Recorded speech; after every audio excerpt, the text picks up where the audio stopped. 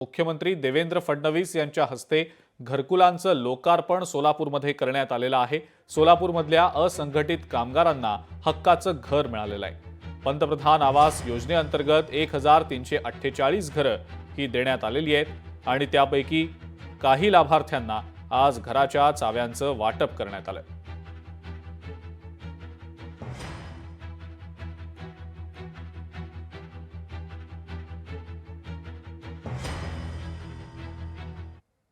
पुढच्या 2 वर्षामध्ये जवळपास 30 लाख कुटुंबांना म्हणजे 1.5 कोटी लोकांना आपलं स्वतःचं घर या ठिकाणी मोदीजींमुळे मिळेल। त्यांच्या स्वप्नातलं घर आपण पूर्ण करू शकू।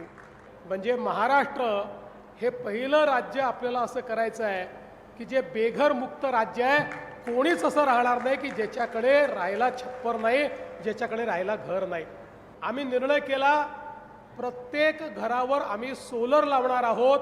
म्हणजे या 30 लाख लोकांना विजेचा 1 रुपयाचा देखील खर्च येणार नाही। यांना पूर्णपणे मोफत वीज मिळेल।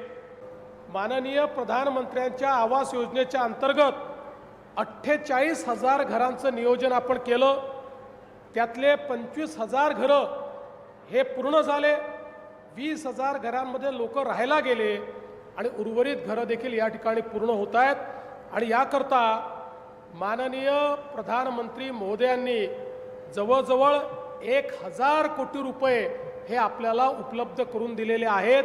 त्यामुळे मोठ्या प्रमाणात आज गरिबाच्या घराचं स्वप्न आपण पूर्ण करू शकतो। लोकशाही मराठी ऐका, पहा, जागरूक रहा।